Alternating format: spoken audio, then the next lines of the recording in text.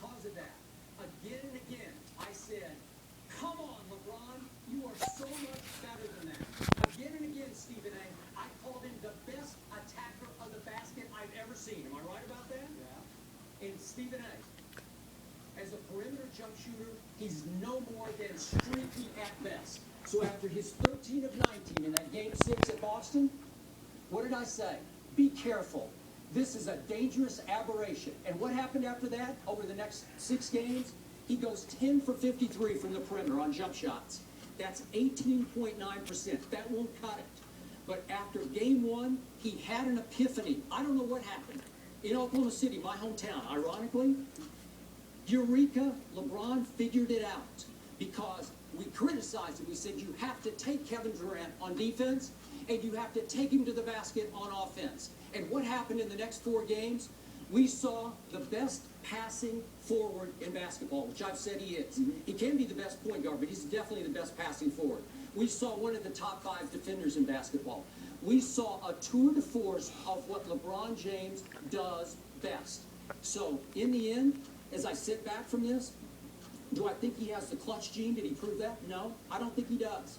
I still don't want to see him with the ball in his hands with the last shot, especially from the perimeter. But could he now figure out how to close a game from the paint, like inside out? Maybe. I'll give him that. And then maybe ultimately from the free throw line. Maybe from the free throw line. I'm glad you brought that up because I have harshly criticized his free throw shooting. And even for the playoffs, he shot 73%, which is just okay. It's not that 90% of Magic, Bird, and Michael, right? But for the finals, he shot 82.6% from the free throw line. 82.6. In a lot of free throw trips. trips. Terrific for LeBron James. And I'm going to say it again. The 2 he made late in Game 2, which was the turning point of the series, to ice the game, they were up 2 with 6 seconds to go. The 2 biggest shots of his career. I applaud him for making those 2 free throws. And I applaud this new LeBron James. But Stephen A., it took 9 years and a whole lot of playoff games until we got to this point.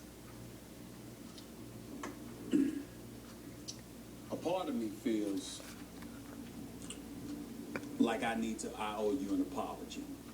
Because as I sit here and I listened to your soliloquy for the last 8 minutes, and it's actually 8 minutes and 13 seconds, just in case you were wondering how long it was. I warned you. I must say, you're not making yourself look very good right now, Skip Baylis. Because you see, no matter what you bring up, no matter how you stood up and just applauded this man, there was always a but.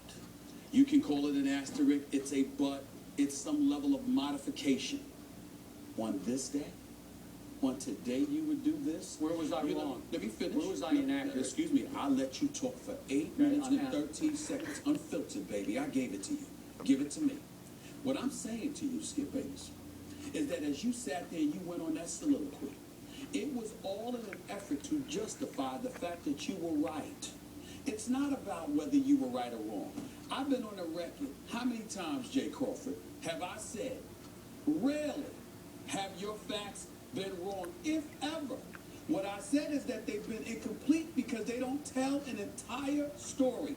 You have the numbers. You have the little incidences. You have, the stuff that you can peel out to modify, or rather to buffer and embellish and augment your argument. But it doesn't tell the whole story. It doesn't tell what this man went through. It doesn't tell what we, you, me, the national media, the local media, put this man through. And how he overcame all of that stuff. And on this day, on a night where he wins his first championship, less than 12 hours after he wins his first championship, and he registers a triple-double, clearly wasn't himself, bad cramp, was limping, was not running continuously, effectively. He was not himself. 26, 13, and 11. He captures his first world championship.